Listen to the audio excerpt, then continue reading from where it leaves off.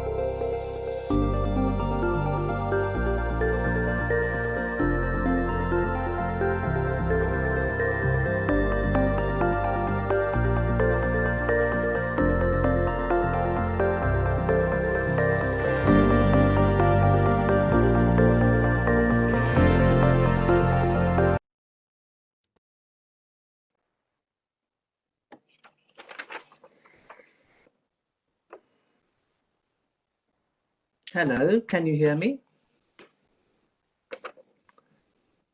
Hello and welcome to this webinar number 1 of our Many Voices Transformation webinar series.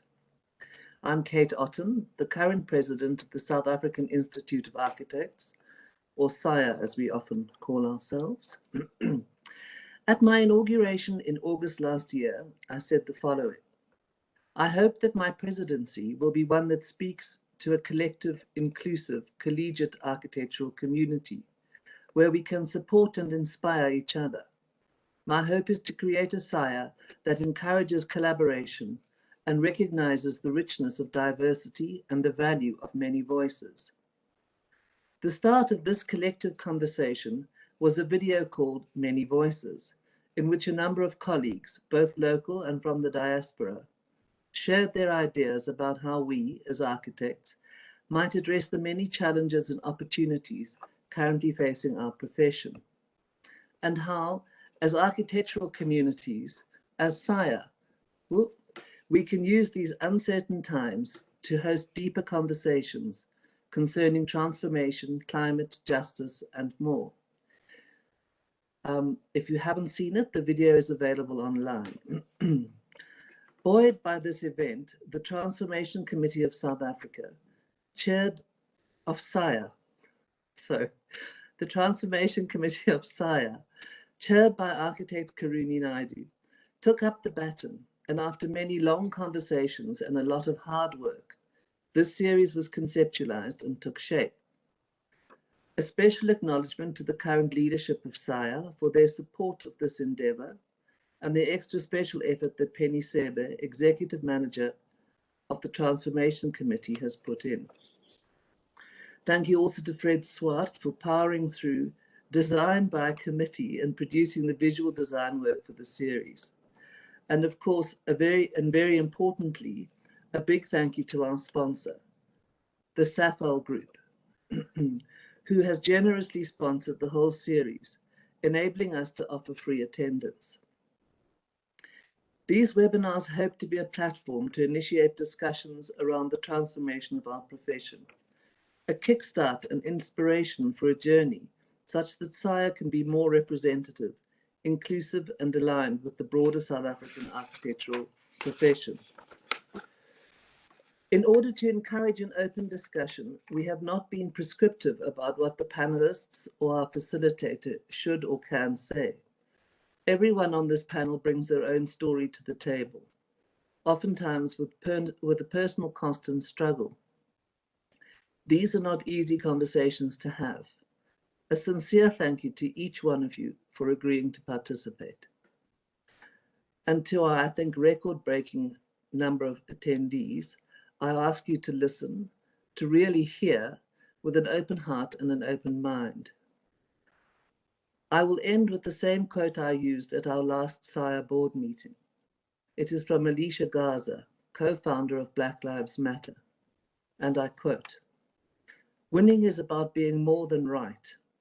It is about inviting people to be part of a change they may not know they needed." Welcome everybody, and may our series begin. I now would like to hand over to our sponsor, the SAFAL Group. Thank you.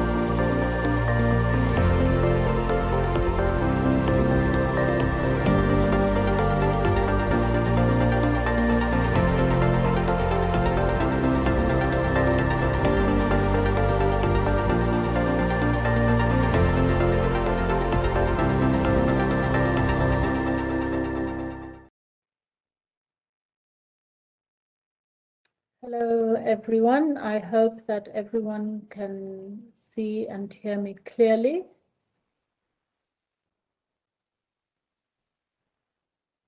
Yes. Okay, thank you. Thank you. Welcome, welcome, and thanks to Saya, but I'll be doing my thanks a little bit later. So I will start as follows. I am Amira Osman. I claim no moral superiority, but I boldly reclaim my own story, my own experience, and my own heritage. I do not tolerate attempts to edit me out, to rewrite my story, or to silence my voice.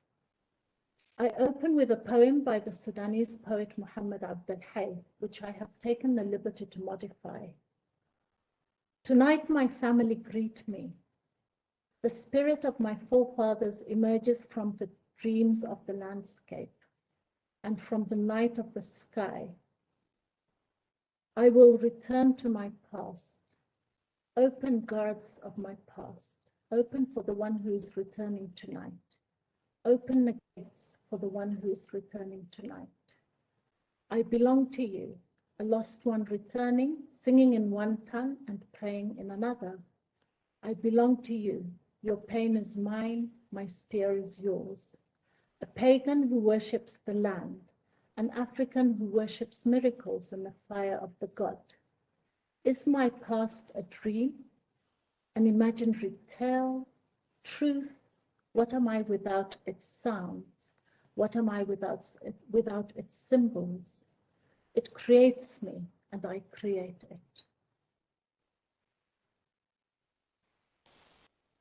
One of the things I did in preparation for this talk is to ask my mother, so what color am I? She replied, khadra, which translates directly to green. And what color is Sarah, my sister? My mother immediately replied, safra, which is yellow. And Ali, my younger brother, she replied, azraq adil, and with a smile.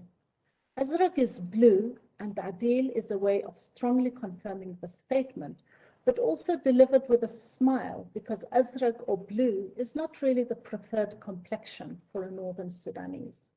The conversation took 2 minutes, and no, it was not a joke. Remember that my country of origins is the Sudan, El Sudan, the land of the blacks, yet we have many forms of black. In 1979, Ibrahim wrote about the complexity of color classifications among Arabized groups. In 1971, Spalding explained how explorers were able to identify distinct classes with everyone knowing exactly where they belonged. Till today, people are referred to as yellow, blue, green, red, and the Sudanese would know exactly what that would imply socially, politically, and in terms of status. Being perceived as a shade closer to a lighter Arab complexion, or better still, a shade closer to a whiter European complexion, comes with many privileges, even within the same family. I have a feeling of incredible calmness in approaching this very complex topic of race, transformation, and Saya, specifically this highly charged topic of race. And why do I have this calmness? It's because I'm very convinced that however much I try and however much I want to, I cannot and I will not get it right. This strong conviction, this topic is so contentious and so complicated that we can never get it right, is somehow weirdly reassuring for me as a facilitator, and it's relaxing me. Whatever I say and whatever the panelists say, not everyone will be happy. Many will feel a sense of discomfort, and many may even elect to avoid the session altogether or to depart after they have joined. Having said that, it does not mean that I'm not going to do my absolute best to support the intentions of Saya in calling for this conversation. I acknowledge our president, architect Kate Otten, thank you so much, and her call to her colleagues to offer diverse and many voices to start conversations on difficult but necessary and long neglected topics.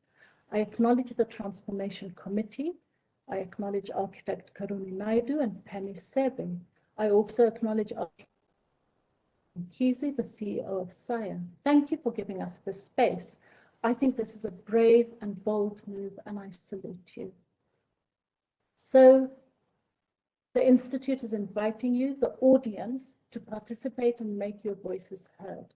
My hope is that this series can kickstart and inspire SAIA to travel a transformative journey and a healing one as well, to be more representative, inclusive, and to align the South African architectural profession with the broader population, the professional community, and the socio-economic and spatial conditions of our country. The first webinar will aim to set the scene for the event, weaving together the different webinar themes in a constructive and meaningful manner, I'm hoping, but it will also emerge organically. The topic of race underpins many of the transformation themes that we always avoided, and sometimes we avoid it at any cost. Yet race has impacted in the way in which we are educated. Our voices, histories, languages, and belief systems are not equally represented in our education system. Race has impacted the exclusion of youth from dialogue. One only needs to see how our profession largely ignored roads must fall, fees must fall, and Black Lives Matter to see evidence of this. Race has meant that women in the profession have had to deal with multiple layers of exclusion and silencing, and raised issues around intersectionality. Race has meant that architectural practice has tended to deepen divisions and many times serve the oppressor, contributing to great spatial injustices and disadvantaging generations of people. And finally, race has come out strongly as a topic during the COVID-19 crisis, as the pandemic has exposed the many forms of divisions and disadvantage globally, but even more so in South Africa. So I take up this challenge with an intention to approach it with as much wisdom, humility, tolerance, sensitivity, and kindness. But despite all of these good intentions, I have no doubt that I will get some things wrong. So I hope that the audience will be... Amira, my apologies to interject. A lot of people are saying that they can't hear you properly. Would you mind either sitting closer to the mic or just increasing your volume? Thank you. Apologies. Okay. Let me come closer.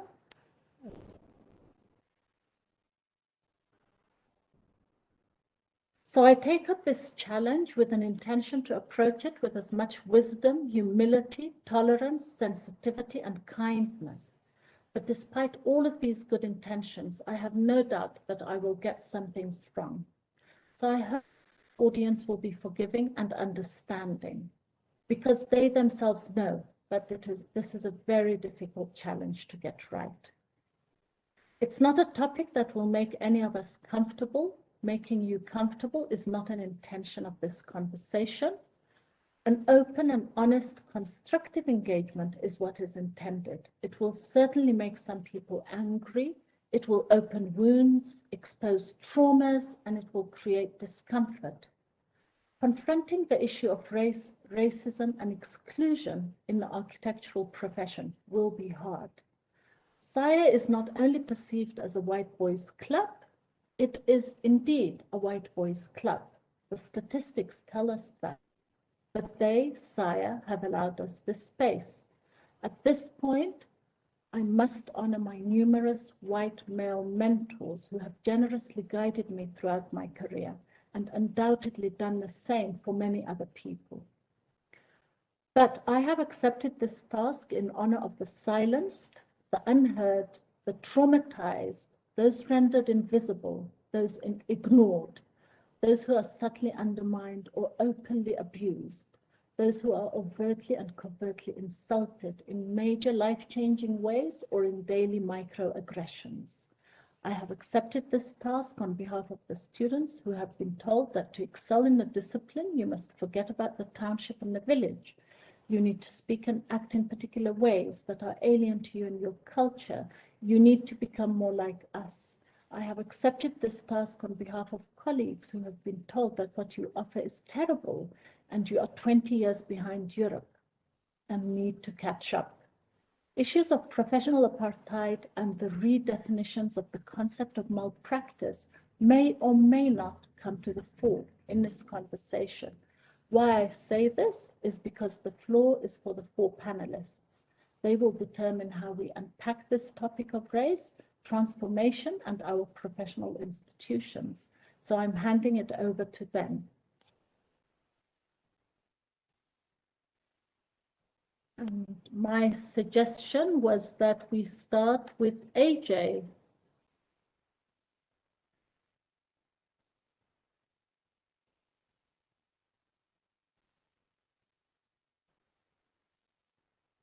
Afternoon all, and thank you for that. I have joined this, I was quite honored to be asked to join this dialogue today, and I call it a dialogue because that's really what it's got to be, in order to come and represent our positions in the profession. It's critical that we investigate where we come from and where we're going to. A brief introduction from my side. I studied University of Natal, Durban, 1989. I moved to the Transkei shortly thereafter, opened my own practice and have been practicing in both Transkei, Eastern Cape since then, currently having 2 offices, one in Mthatha and one in East London. And it's been an undeniable privilege for me to be able to work in these communities and with these communities. And I think from a different aspect or point of view, it's quite enlightening to be able to have that depth of background to it. So mine is really a lived experience of working in these areas and how it comes. And it's by choice, it's not by any other reason that we're there. And we've always, as a practice, we try to develop projects which embed in the local communities and become a part of what exists there, so that we can develop them and bring them to the fore as critical social spaces and developmental objectives.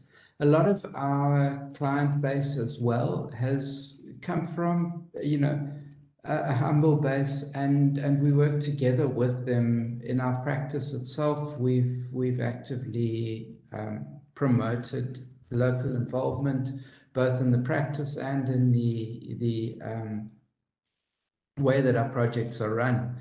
And it's just been a long learning curve in that. And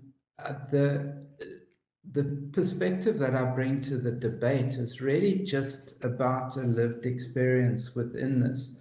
And the fact that if there is to be dialogue, it has to start somewhere. And I believe that this is such a critical platform for us to open up and discuss it. I have spent time with SAIA. I have been our regional chairman. Previously, I've sat on the national board of SAIA. I'm presently on the national practice committee. So I am involved in SAIA quite intimately for a long term. And it's been an organization, as quite rightly pointed out, that has problems, that has transformation goals that are nowhere near to having been achieved as yet. And I think that this dialogue is part of a critical part. My position is that, SAIA is owned by its members, and the members need to speak up and be heard. And I don't speak on behalf of SAIA, and I don't think that anyone here has been invited or is representing a specific organization or point of view. But I think my discussion in this has been to bring that to the table as a lived experience. I think the critical point that Amira made was that we need to be the change that we want to see, and I think that it's critical that we approach this whole dialogue and session with that in mind. I've been privileged enough to have had very good mentors from all ranges of the spectrum, and both friends and colleagues that have actively supported this role of transformation. I think one of the main events has been sort of working and living within the communities of the Transkei, and I think that has given us a grounding and a respect that any specific point of view is not necessarily the right one, and there is no goal in terms of where we're going as a profession, but that we integrate to offer the best service to our clients ultimately. And as a profession, it's critical that we reach that point of change and that point of respect for all of our fellows. And I think that in this, it's critical that we look at a way forward where we can mutually become part of an inclusive whole. My thanks for that. I'm going to hand over and back to the other panelists. So thank you very much and welcome to everyone.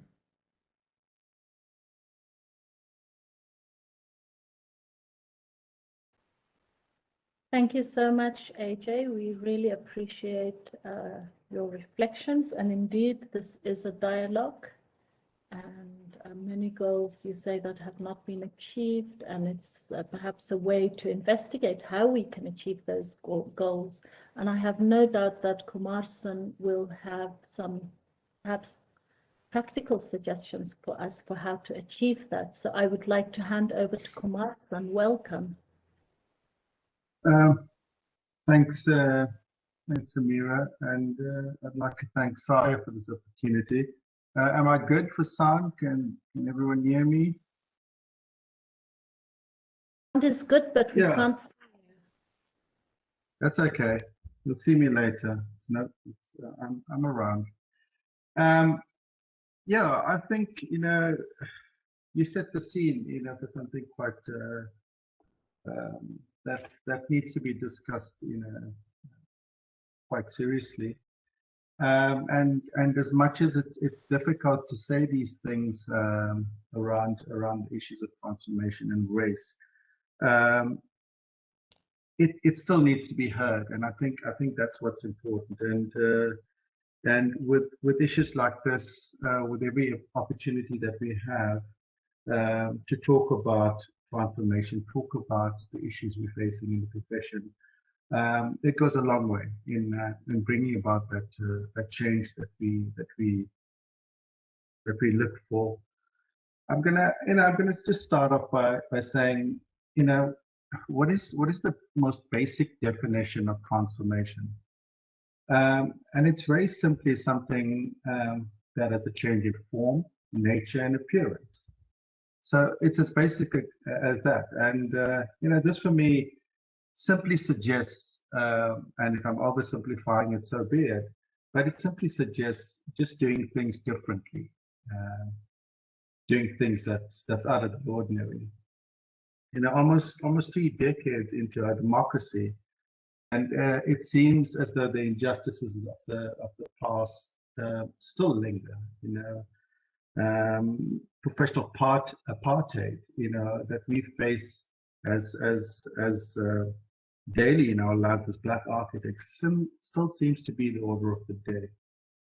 And the sad thing, almost 30 years into our democracy, Black architects, and that makeup is largely Indian, Black and colored, make up roughly 17% of the total number of 4,140 registered architects in the profession, and that's astounding in itself.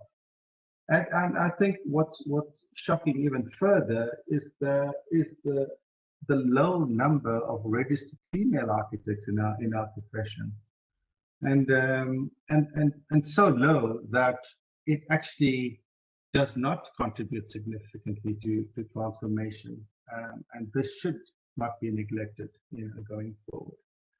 The lack of equality and equal opportunity seems to be the order of the day. Very, very little effort being made to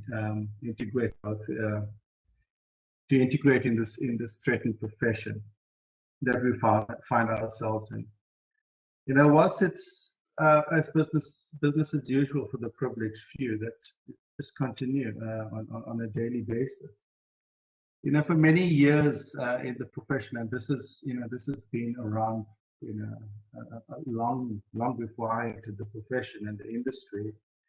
there was something that was termed the 90-10 rule, and this very, very simply translates to 90% of the work in the industry being reserved for 10% of the profession of architects, and the industry as a whole. And we know this translates very, very quickly into a very untenable landscape in this profession that we find ourselves in. Now, needless to say, this is not a sustainable path for any one of us that are in here, and it does not speak well in terms of ensuring the survival of our beautiful profession. In a profession that's made up of largely a group of lateral, open-minded, creative thinkers, it's sad that we're still unable to bring about some level of cohesion within the profession. Architecture and society are intrinsically connected. Then society as a whole needs to be doing more to bring about cohesive, integrated change in order to encourage unity, progressiveness, and equality amongst us all. Now, we as architects, I think we're in a very fortunate position. Sorry. So sorry to interrupt you. I'm just going to ask you to be alert to time, and people really do want to see the speakers. So at all possible, sure, I can turn my, yeah, sure. And just I'll give you how much of time do I have? Well, we're almost done with your 5 minutes, but I'll give you a couple of minutes. Yeah, give you a couple of minutes to wrap up. I think you have things to say. Yeah, there's just so much to say about this topic, but I'm gonna go through very, very quickly, and I think the essence of what I needed to say has been said. The fact that there's not enough change. Transformation has just taken the longest time to gain traction in the profession, which makes it very, very difficult, for young architects coming into the industry and practices alike, finding it very difficult to sustain themselves, and that leads directly to the lack of the transformation that's needed. And very simply, we boast a population of almost 57 million people, and only 4,140 architects to show for it, and that is a huge disconnect. And I honestly can't seem to come to terms with that. It's something that needs to be addressed on an ongoing basis.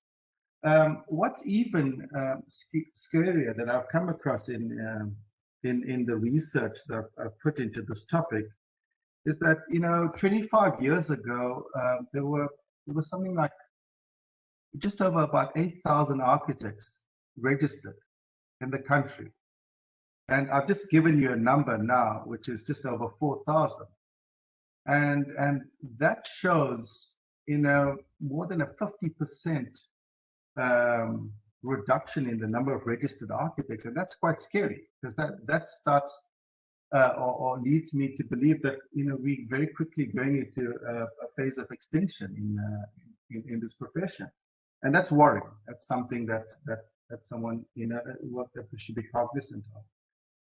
So that being said, I think the challenges, the struggle, all of that's real in the profession. And that's why, it's organizations like SACAP and like SAIA that needs to take the lead on issues like this and take control of the lack of transformation and bringing about change positively to the profession and the built environment as a whole. Thank you so much, Kumar-san. I think that's a good note to end on, and there will be a chance for you to speak a little bit later. So I would like to hand over to Adima and Sashaba.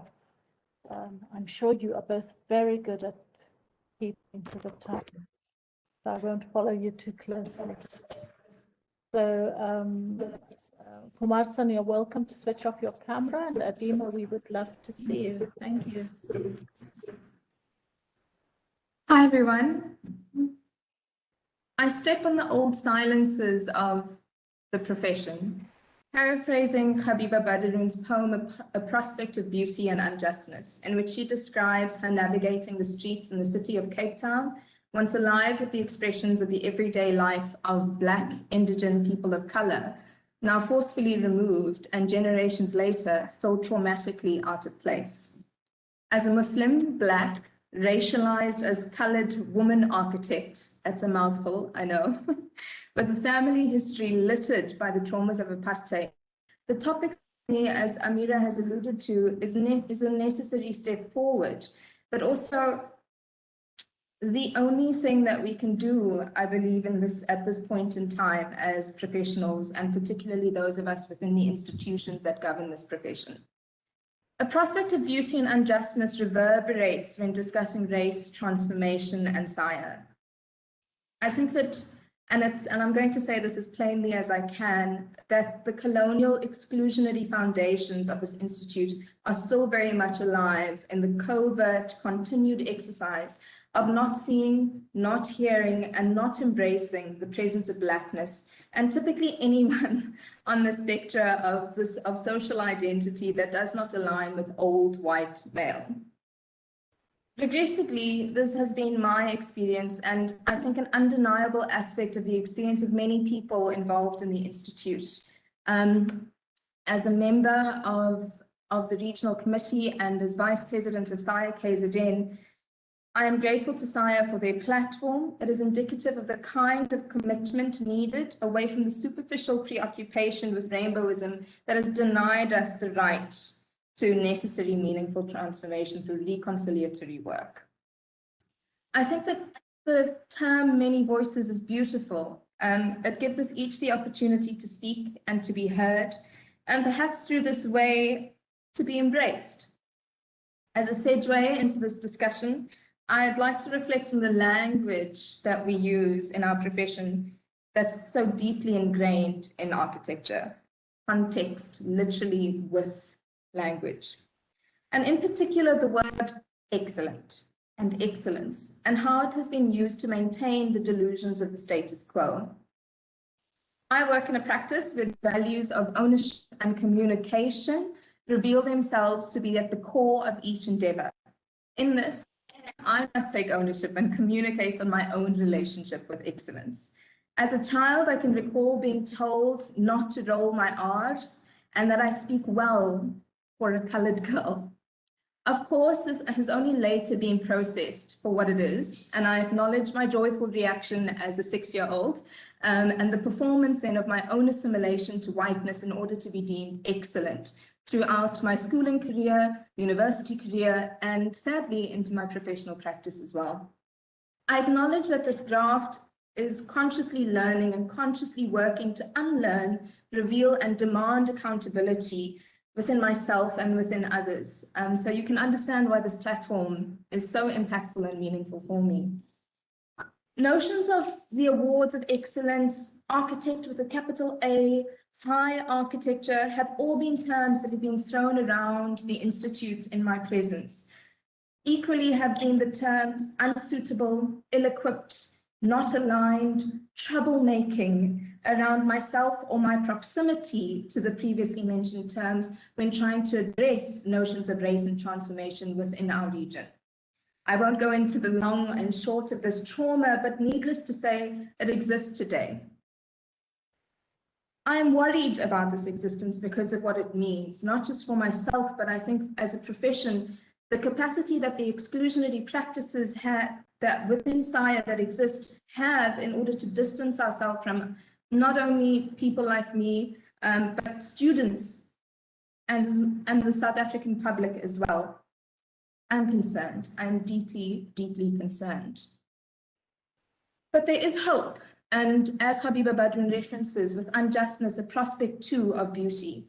And I'd like to end with the preamble of our national constitution and perhaps a reminder of where we are going in the reconciliatory path.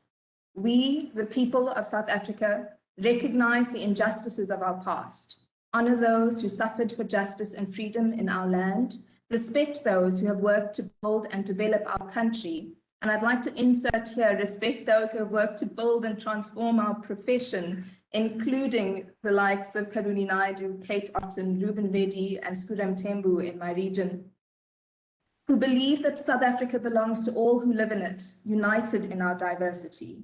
We therefore, through our freely elected representatives, adopt this constitution as the supreme law so as to heal the divisions of the past and establish a society based on democratic values, social justice, and fundamental human rights.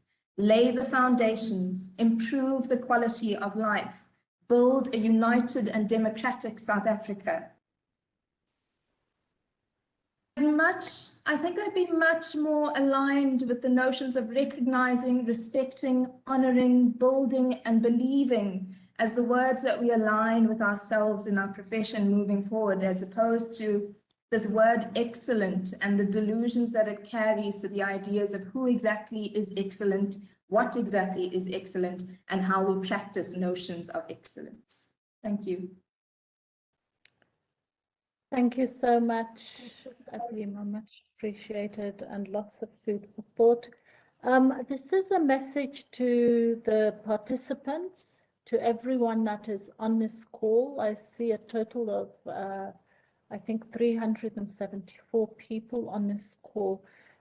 We really want you to engage with this topic, and we want you to also give us questions, comments, things that you think the panel should be addressing, and you need to write that into the Q&A.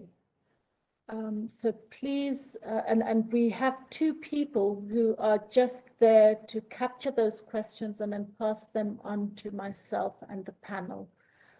So please use that platform to add comments and add value to this very important debate. Adima, you've offered us so much to think about, and I would like to now hand over to Seshaba. Okay, thanks everyone, and thank you for giving me this opportunity. I'd like the image that I requested to be please put up, which is the logo of SAIA, so that I can start my contribution.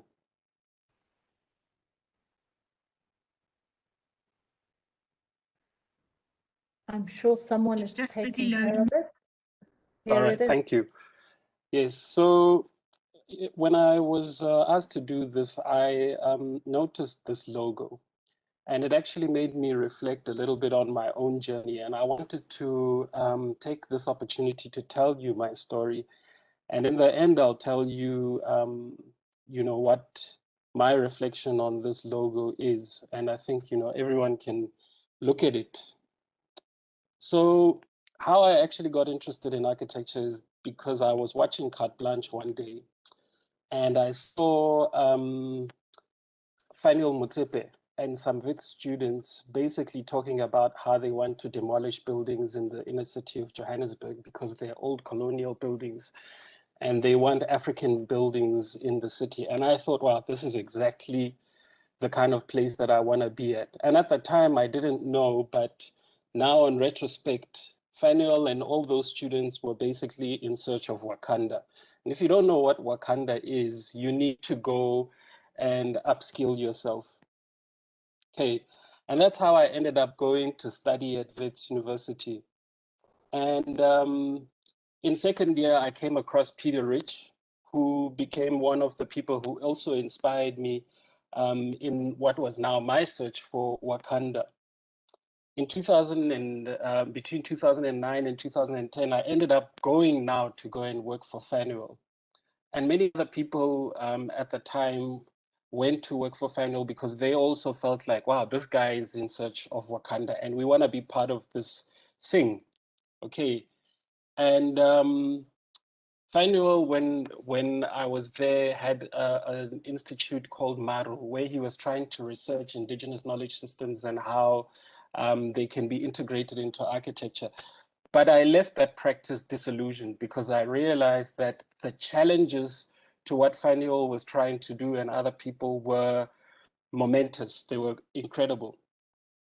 So fast forward to 2011, this was me now presenting my final EMAC Prof building to a group of panelists, and I think Kate was there. And I was presenting an oral history center that I was proposing in my hometown of Kuruman as part of my search for Wakanda. And towards the end of my presentation, I wanted to say something to the panelists and I didn't have the courage. And I looked up and Poma Zipo was there and she looked at me and as if she knew what I wanted to say, gave me this wise nod. And at that moment, I said to everyone, I struggled to do this project because nobody here in this school actually had the knowledge to guide me. And in that moment, that's how I caught the interest of who became now my PhD supervisor, Professor Daniel Irura. And I was launched into this process of trying to find Wakanda, which I then defined as a dignified place for Black Africans within an African worldview or worldviews. So 2012 to 2016, I went into the search to find the essence, what I thought was the essence of pre-colonial Africans. And I visited caves. I spent years and years in caves looking at rock art, engaging archaeologists and paleontologists. One of my co-supervisors was this famous paleontologist. I don't know how he agreed to supervise my PhD. And eventually, I feel I found the answers that I was looking for, the essence that I felt was a pre-colonial worldview of indigenous people in Southern Africa. Now, in 2016, something very interesting happened. There was an opportunity for one of these spaces, which I feel is our Acropolis as indigenous people of South Africa. One of these spaces was commissioned by the McGregor Museum to have a walkway built in it, okay, designed to protect the archaeology in that space. Now, this cave was the subject matter of my PhD, right? And I happened to be from that place. I was born in that area. So this is the place where my ancestors come from. And I happen to be an architect. But when the project came to light, it eventually was given to a white architect from Johannesburg, not by any fault of his own, but because the people who were commissioning this project didn't think, and they knew me from when I was doing my master's all the way through my PhD, didn't think to even involve me in the process of defining the brief and the scope for this project, which was a walkway built inside this repository of knowledge of my people and, you know, the essence of who we are. And so they didn't even bother to call me. And to me, that's an atrocious thing that happened. But what made it worse was that when SAIA had an opportunity to write about that project, knowing about me and the fact that I'm the only person in the world who's an architect, who's from that place, who studied that specific cave, they gave the article that was written about that place to a graduate who's never been to that site. Now, I just want to say, so today, what I see myself as being in the same place as, I don't know if you know, Charles Edward Jeanneret. When he was going and searching at the Acropolis and searching for his, you know, talking to his ancestors, I see myself as having gone through that similar journey and having brought, or Kanye West. Kanye West also does the same thing. He searches through jazz and, you know, old Negro spirituals to find something that inspires his work. And I've seen myself as something similar. Can I have the next image, please?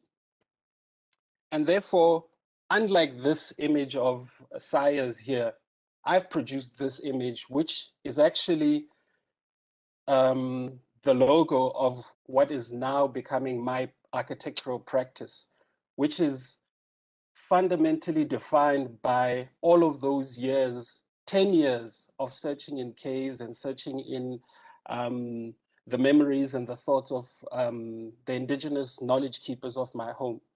And I'm challenging SAIA, and I'm saying that, is there a way you can support people like myself who I'm seeing as trying to establish the new and a different parallel kind of practice that is founded on our values and our worldview as African people? Is there a way in which SAIA can support these kind of endeavors? And unlike you, Amira, I'm unashamedly promoting myself, unashamedly. And this is because I've worked damn hard to get to this particular point. And I want to bring this challenge right now to SAIA. Thank you.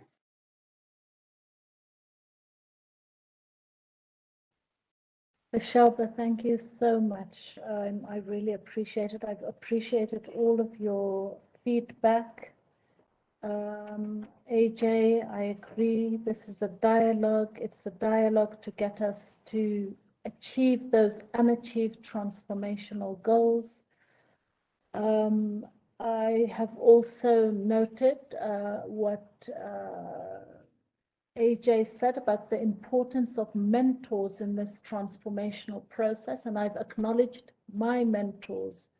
I kind of acknowledged the problem with the institution and the fact that it predominantly has a particular profile of people, but I've also acknowledged that some of them have very generously mentored us along the way, but I still don't think that's sufficient.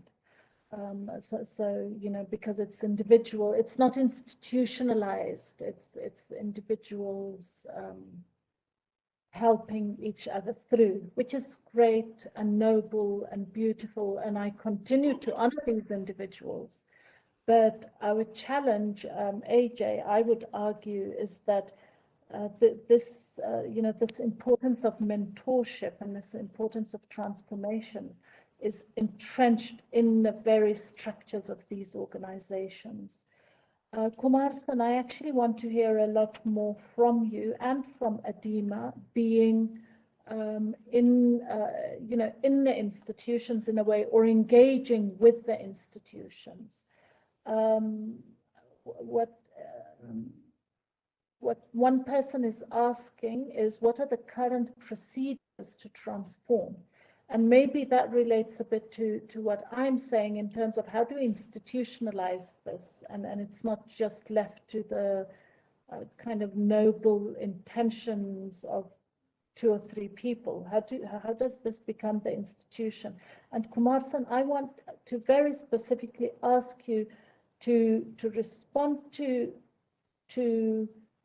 that question from a member of the audience around what are the institutions doing? What do you perceive the institutions are doing, Kumarsan? And very briefly, please.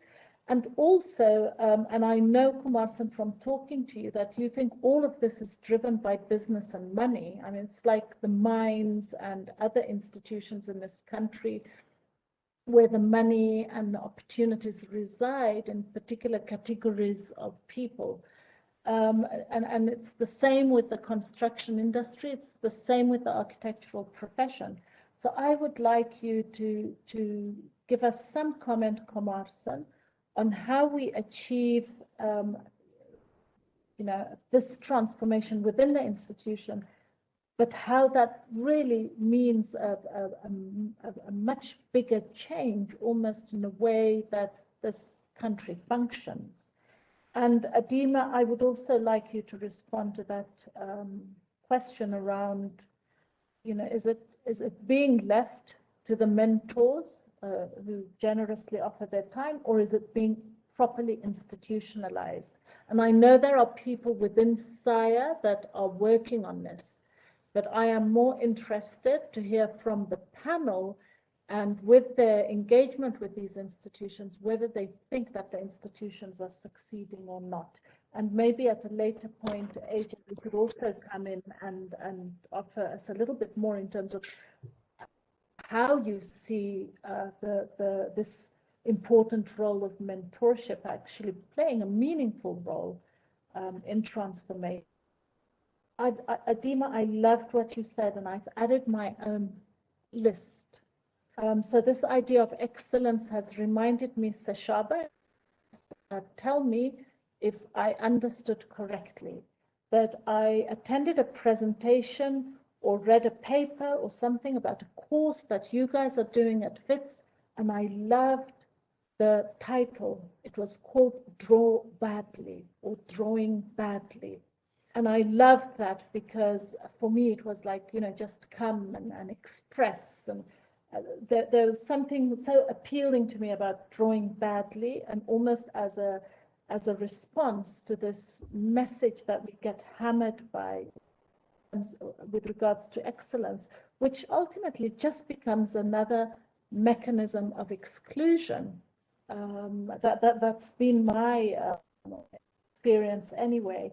And then I could add other words, Adima, to your list. I have sat in crit sessions where a Black woman presents, and then someone sitting next to me would say, oh, her work is good, but she's too confident, almost as if confidence is a problem for a Black woman. I myself and others I know have been referred to as being too opinionated. And the importance that what you're bringing forward, Adima, in terms of the importance of words, and then gradually maybe this eroding confidence and silencing at so many levels. So Seshaba, I've just written a paper on Wakanda. So we need to share thoughts about that. But what I loved about what you're saying is Wakanda as an idea. I kind of critiqued the Wakanda that was presented in the movie and tried to present an alternative image of what an African city should look like and function. So I'm very inspired by the idea of Wakanda as an idea rather as the form that Hollywood has given us. So there's so much more to be said in that regard, and I really appreciated what you said. And I loved your story about how you came into this almost as a revolutionary, like you're coming to get rid of all the colonial stuff and come up with something new. And it would be lovely to know how you, I mean, look, we were all revolutionaries at sometimes. I like to think myself in my 50s as to know from that first start until now how your ideas have evolved. You're probably still very much a revolutionary, but not bombing down buildings, you know. So I'd love to know more about that, because I don't want that initial reason that brought you into the discipline to be lost. But this thing around excellence that Adima is talking about is probably, and this very archaic idea around excellence is probably, Seshaba, why you were kept out of a site and a context that you are so familiar with, because the assumption is that excellence resides elsewhere. So I hope I've made some sense. I've mentioned each and every one of you, and I would really like you to very concisely respond to issues that I've raised for you here. Who would like to go first? Seshaba, go. Okay, thank you so much, Amira. As far as your comment about revolutionary and you know, whether it's ended, it hasn't ended. What I did between 2016 and now is I've been trying to change the curriculum at WITS.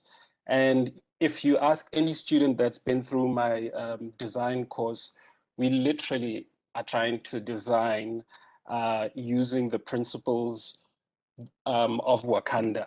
Okay, and we talk about Wakanda all the time, and we talk about the kind of values that are drawn from, you know, visiting sites like the ones that I've mentioned. My students are still, because of COVID, they haven't, but before COVID, they'd visit caves and ancient sites all over South Africa. So, you know, that's the reason why I haven't managed to finish my SACAP you know, hours and any of that, because I've been busy trying to define this thing.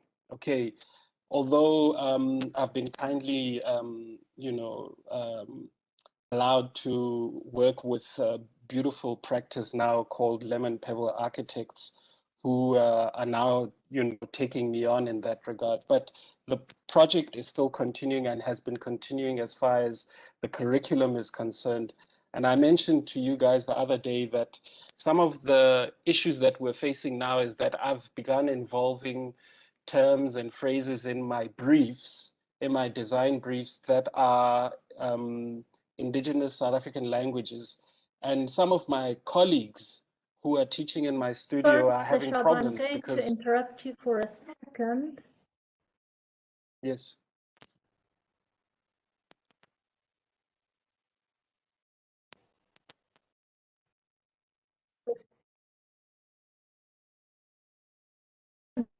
I'm here. Can you not hear me? Hear me. I'm not sure what's happening. Amira, can the other panelists, are you all there? Amira seems to be having some connectivity. Okay. We're all here. I think she's struggling with connectivity. Okay, let me just finish my point. The point that I was making was that now, because we are adapting the curriculum to reflect South African indigenous values and languages, my colleagues that don't speak the languages and are not accustomed to the values and to the worldview are struggling. And that's the kind of revolution that's happening now, you know, in the university. But I'm now at a stage where I would hope these things can move into practice.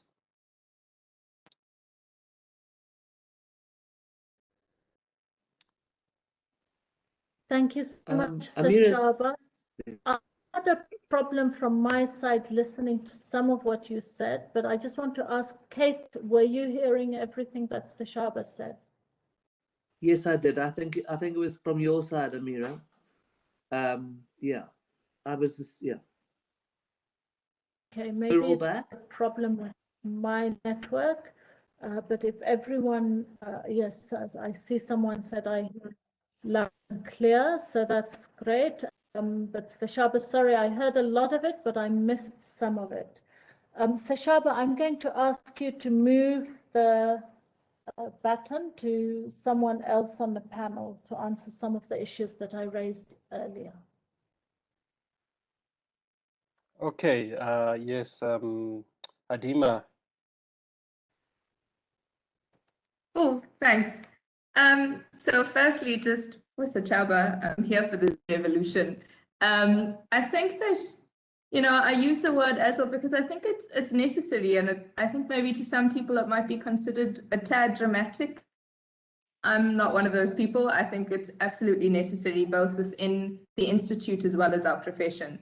I made mention to a few revolutionaries, or to a few people I consider as revolutionary. Karuni, Ruben, Skura. I hope you don't take any exception to it, and I hope you take it as the compliment that it is, because I think without these revolutionary individuals, there wouldn't be space for the younger generation, myself and Sachaba included, in finding our space and finding the capability and boldness to act in the way that we do. Again, I think it would be, however, problematic to continue to assume that progress and transformation can happen purely on the backs of the revolutionaries that we identify. This, for me, is not a sustainable mechanism for the Institute or the profession. I think that there needs to be radical systemic intervention in terms of the documentation and record as to how we introduce transformation policies into these spaces, how we radically occupy and radically enable people to be heard, seen and embraced. So just tying the two together, I think that there's a necessity for people to vocalize. And in a previous conversation that the panelists had with Amira, there was this discussion, and she mentioned it earlier as well, of speaking for those who have been silent. And I mentioned my own grievance and difficulties here in the KZN region of being considered, of being targeted as ill-equipped or whatever, purely on the basis that my skin color is like this and I roll my R's. But I think what's necessary to understand is that we can't continue like this. SAIA, KZN, SAIA National have exercises in progress in bringing transformation to the fore.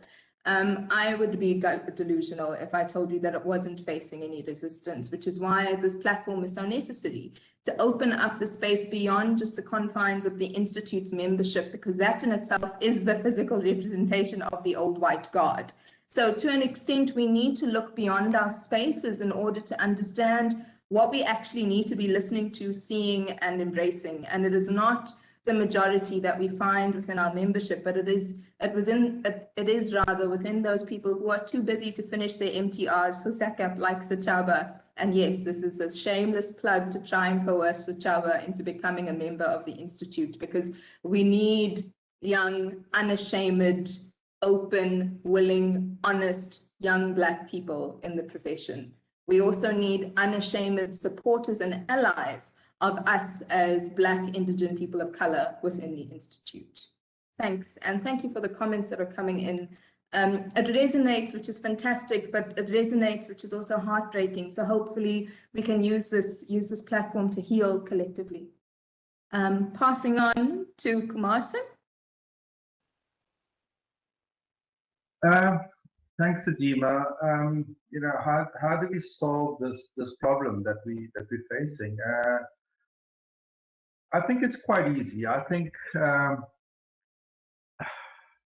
there needs to be some level of monitoring. You know, the likes of Sachaba being in academia and literally being part of the process of allowing architects into the industry. It needs to go a step further. There needs to be a monitoring process. You know, when I did my research, I found out that, you know,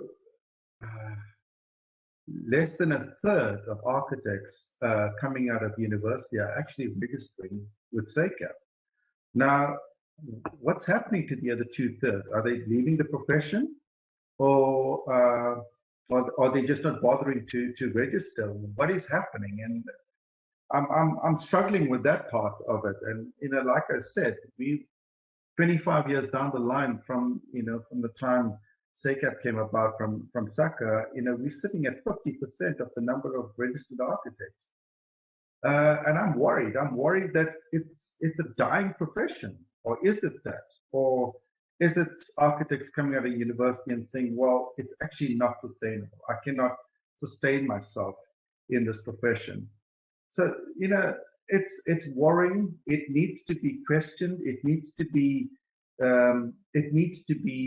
analyzed as to what's going on and not be business as usual. I think if we take business out of the profession and just treat it for what it is, all it is providing shelter.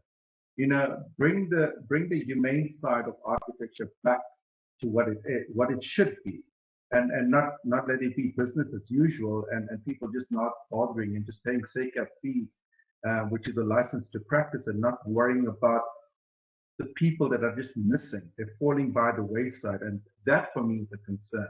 You know, whilst the institutions of higher learning are doing what they're supposed to be doing, is admitting more Black people into the universities. But what are we doing? Are we setting them up for failure because industry cannot absorb them for some or other reason, because of them being inadequate in some way or being the wrong skin color? On the other hand, what is the problem? And you said it, the old guard the legacy of the past of our profession still seems to linger on. It's still there, you know, as a ghost almost, but we're still haunted by the past of what this profession is. And I think that is what needs to be accounted for. And there's no rocket science in this. Numbers should be actually, doubling in terms of the number of architects out there, but it's dwindling, and that's worrying for me. That's worrying. I'll stop there. Thank you so AJ? much, AJ. Thank you. Yes, I've been listening, and it's fascinating to me that the kind of things that we pick up in our region and in our practice are the similar things that are being reflected throughout here. There's a very real problem in the missing middle in underprivileged students that get as far as an undergraduate degree and can go no further. We find them in all of our practices, and the inability to continue and finish an honors and master's degree is debilitating on the lower echelons of people in the practice. And half of the answer then as to where these people are going is exactly there, and it's a desperate need that we have as an institute to support these students to actually complete their professional qualifications. And it's something that we've focused on along the line. So I would very much agree with that. And I think that that's a critical part. And it's been my discussion leading up to this that, we have to continue with the transformation that is happening at a graduate level, to change the percentages of qualified people who are registered in the country. They need to be qualified as a first point of entrance. And it's that we're missing. All the people that are missing that leave university and don't go on to become registered architects. The question is what is happening and why? Because, we are decided that again, that's just been gazetted. Architecture is a skill, and they are actively searching for architects to come and work in this country, and that's something we're not tackling as a profession. We're not saying, we can do it. And part of the flip side of that is not just the racial aspect, but it's the fact that we as architects, we almost don't respect ourselves enough to step up to the plate and take our place in society as leaders in the thought fields and design our futures. And exactly like the Shah was saying, is design futures that belong to us and that belong to us as a people and that are part of our history and our upbringing, and they reflect our values, because we admire the world over for a number of those, and we don't take pride in them. We don't publicize them. We don't really support ourselves. I mentioned, a whole lot of people that had an effect on my life that were mentors along the way. People like Archie and Konyeni, an old man, Mr. LCM Ludidi, a property developer of note, who just taught, that it's one brick on top of the other, and you build an empire out of that. Other people, some of my peers, Luanda, who has an incredible story to tell and is incredibly linked to our country. You've mentioned Ruben and Karuni. I mean, those are my peers, but certainly my mentors at the same time. Ruben is the one that taught me how to say fuck that to establishment and preconception of how things should be. That's just the kind of person that he is, and you can't fail to have people like that. And they need to be the ones leading this platform, and putting the value into what we're seeking to become as an institute. So I honestly believe that we have a lot to offer, and that this is something that SAIA really needs to become, from its own core and genesis, needs to belong to this aspect of our society. So thank you very much. Yeah. Thank you so much. Thank you, AJ. Maybe I need to ask Ruben to mentor me. Yeah. Yes, but thank you so much for that feedback. I am getting a lot of comments, and I just want to acknowledge everyone that I am seeing those comments. We're listing them now down. I don't know whether in the next 10 minutes we'll be able to get to everything, but we will not let these comments die. This is an ongoing series. We'll be writing a report that will emerge out of this particular session. So Diran Ramlal, Yashin Lukan, Ian Staniland, I'm hearing everything you're saying, as well as a whole lot of other people, Tiran Valley Pillay, and so on. So I'm really seeing a lot, but there's also people like Vaynand who's talking about moving forward together and integration, and I think we all, Vaynand, share those sentiments. We just want to figure out a way to get there. And there's so many obstacles on our path. So please actively engage with SAIA, with us in that process. Pulewe Shongwe mentions to Seshaba that he feels that they've walked the same path. Alethea says to us, Adima, that what you're saying resonates with me. And someone asks Seshaba, and I think it's Nakedi, why SACAP isn't supporting your work. And I think that we also need to occupy SACAP. You know, a lot of people are keeping distant because they've had bad experiences, and you know, they have questions around this and that. But I have, as an academic, I have a very big question around what SACAP values in terms of architectural practice.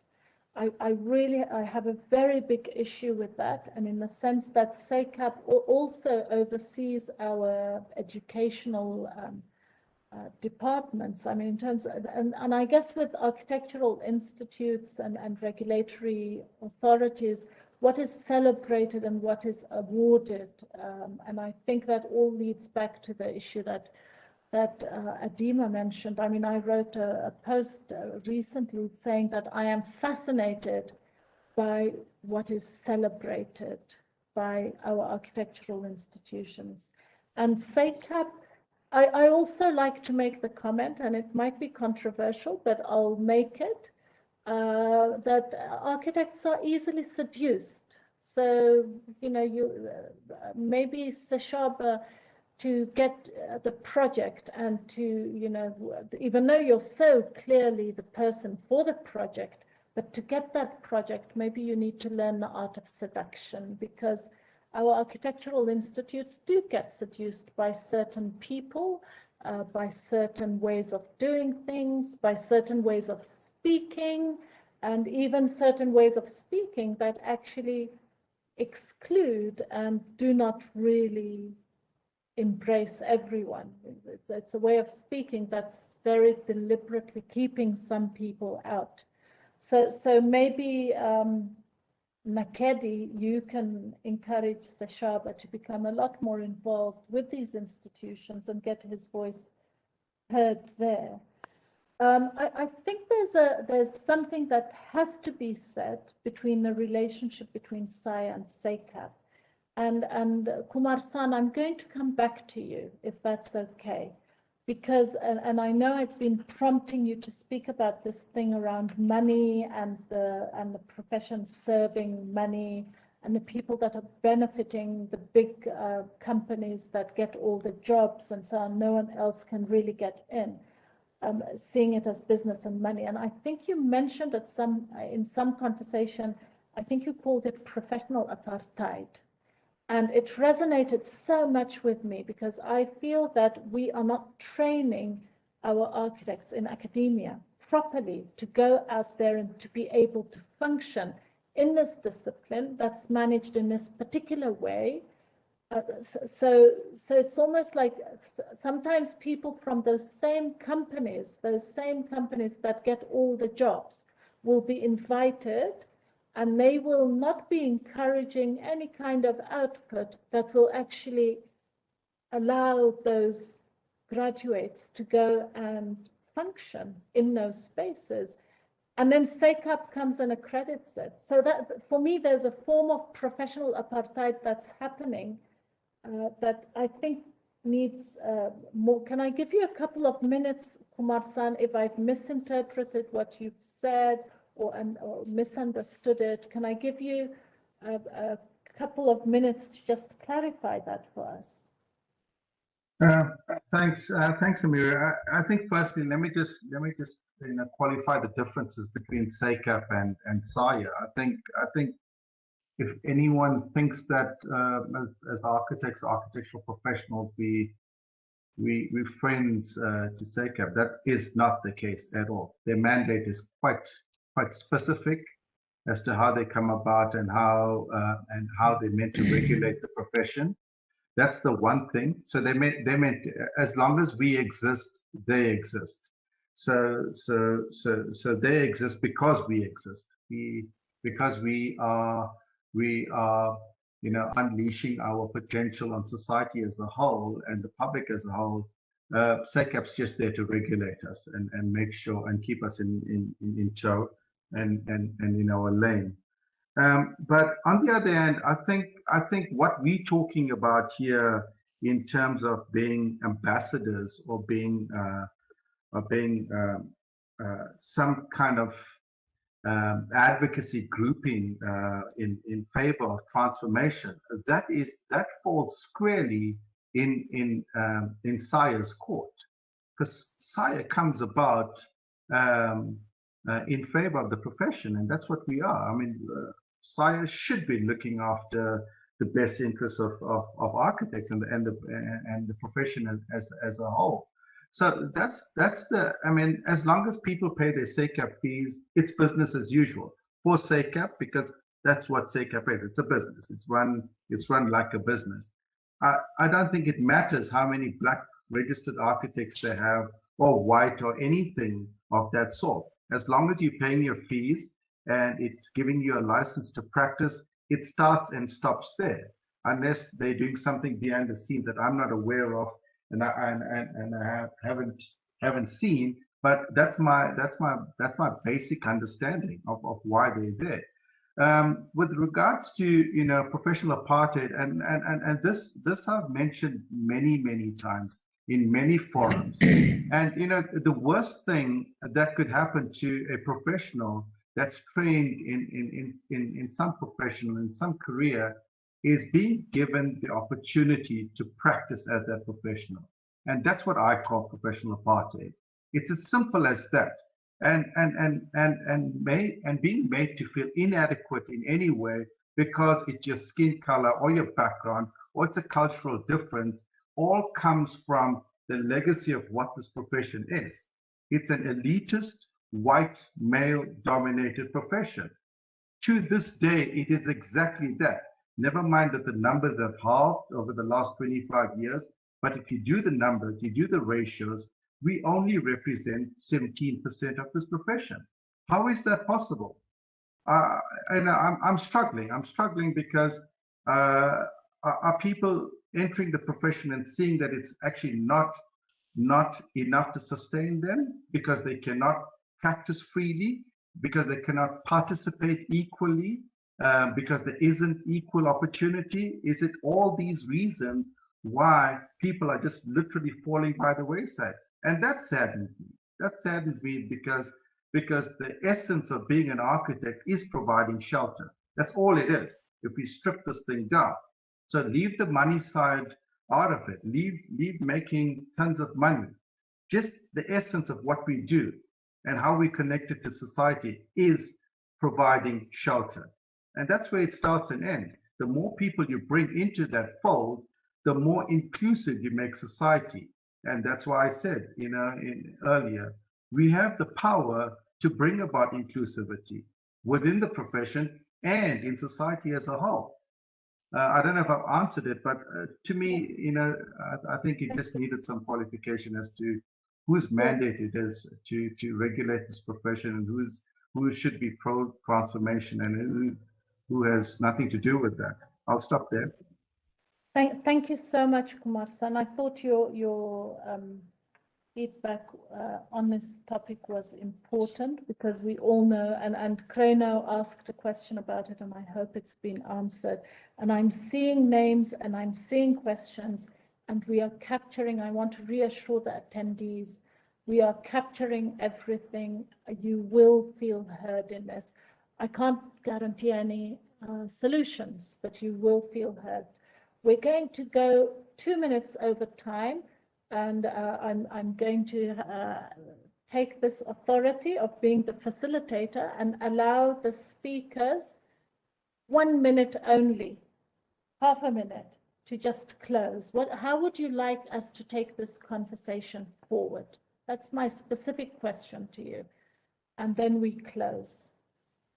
We promised people we would end at 6, so please, audience, bear with us. Give us just 4 more minutes. So I'm going to throw the ball to Sashaba. I haven't seen you in a while. Where are you? Here. Okay, so quickly what I'm going to say is that, you know, the conversations that are happening here, people need to be cognizant that they are also very generational. And what I'm interested in is inspiring my students, whether they're Black, whether they're colored, Indian, whatever, inspiring them so much that they just dream about and naively dream about whatever utopian and incredible ideas they want to dream about, and not be bogged down in, you know, whatever issues the guys who were practicing during apartheid have. We don't give a damn about what issues you people were having in apartheid and what issues you're having now. We want to create amazing new buildings today. Okay, and that's all I'm interested in. And if SAIA or whoever the hell wants to facilitate that, please go ahead. No, okay, and let's. You know, I'll encourage. Someone says here, yes, occupy SACAB, and if that's the way that you and your students are going to build, then you have to get into these institutions and transform them, or otherwise develop new institutions. So yes, you can't be in your studio and not be aware of this. So we're really happy to have you here and at least get to have this debate with you. But it has to be an ongoing debate. And yes, it is a I loved your comment the other day that you felt like your parents are fighting. So, and yes, there is a generational issue, but there's no way for you to get into this unless we address the institutions that regulate us. So this is a call to you and your colleagues and your students from my side. But it's something that we'll take forward, and maybe 2 minutes for AJ or half a minute, AJ. How do you see us taking this forward? You know, I started by saying that this is a dialogue. It is. And unfortunately, with the number of participants and the time that we have, it's impossible to get to everything. And I think that the questions that have come up are very relevant. I'm liking what I see in terms of that, and I'm liking the idea of how we address these. I still believe that, you know, we own this profession. You know, we don't have to change. We just have to become a part of it and take charge of our institutions and the organizations that run it and that administer it on a day-to-day basis. If there is exclusionary practices in that, it needs to be rooted out at grassroots level, and it needs to be carried through to all concerned. You know, I do believe that we've got an incredible future, and I do believe that, you know, we are seeing some of that come out today in both the discussions and the questions that are being raised. And I think if we start addressing those, it'll make a real change to how we're going about this. So thank you. Wonderful. Thank you, AJ. Adima, can I give you a minute?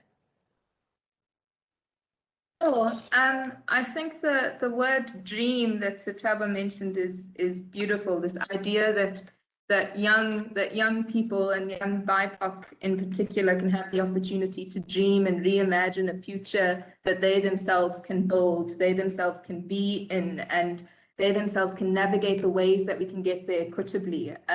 So I love the idea of how beautiful it would be to be able to dream, how easy that is, you know, and what that comes with the privilege of dreaming. But of course, a minute is not enough to unpack that. I think in general, this response that we have and this responsibility that we have to move this forward is also in part acknowledging that each of us as panelists and each of you as participants in this conversation have a responsibility to understand the relevance and significance of why transformation is necessary. I have learned so much from listening to everybody's experience and understand how far we really have to go, but that the mechanisms really are there for us to take those steps forward. So I would encourage everybody to understand that, yes, we all have our struggles and we're talking about our struggles here, but we're talking about them in a constructive way to move forward. The outputs of this definitely need to continue in order to do that. So yes, it goes down to exposing the way in which we have been treated, the way in which we exercise, the way in which we practice, the way in which we use language and drawing badly, looping back to Sachaba. I love the subversiveness. But yes, absolutely, the way in which we see all of these things in order for us to really see what we need to be doing. So thank you to everybody again for giving us this opportunity to feel embraced for an hour and a half plus 5 minutes. Thanks, Amira. Thank you so much. And I am missing Kumar San. Do you have a half a minute to offer? Yeah, thanks, Amira. I think SAIA started the ball rolling, and it's an amazing initiative. And all I can say is the more that's said about transformation, the more that's heard about it, the more people that accept it as the change that's needed, we'll see it happening. And I think you know, this should not be just a talk shop for an hour and a half and that would be the end of it. I think let's take it a step further. Let's engage more. I think this is such a small fraternity that we can. I mean, we probably know almost everyone in the participants. So, you know, let's talk about it. Let's bring it out in the open rather than hiding from it. And awareness is the best way to bring about change. The more people that are told about it, you know, it offers them and it affords them the opportunity to contribute and bring about that change. So yeah, well done, SAIA, and yeah, keep it up. I'll stop there. Thank you so much, Kumar-san. I'm also thanking SAIA. I'm thanking the sponsor. A special thank you to our president, to Kate, for inviting us into this Many Voices initiative as a way to build community. And I know that for Karuni Naidu, a way to establish supportive ecosystems. And I hope that we have honored that. Penny, Mr. Mkizi, Kate Otten, Karuni Naidu, I hope that we've honored that in the sense that we have at least made an attempt to get this started. And some these questions have been documented, and we will produce something, and you will hear. If your name hasn't been mentioned, your question hasn't been directly addressed, please don't worry, it hasn't been lost. So I think I will end it here. I had a nice longer conclusion, but I think I need to release everyone and to thank the panelists. You were great, and I hope to have further conversations with you, and I hope SAIA allows us that. Thank you, and good luck with the rest of the series. With the webinars. Amira, I'm sorry to interrupt you, and thank you very much. Thank you to everybody. I just want to very quickly, before everyone leaves, say that there are an enormous number of questions which we would like to answer, and the proposal has been made that we have another session next week with the same panelists and the same questions that we then have a longer discussion around. So we will send something out on that, on the media that we have previously sent. And also to say that the video link is on the SAIA website. So thank you very much, everybody. And yeah, I hope that this is the beginning of a fantastic intervention. Thank you. Thank you, Kate. Thanks, everyone. Thanks to the people working behind the scenes. We appreciate you for making it efficient. Thank you.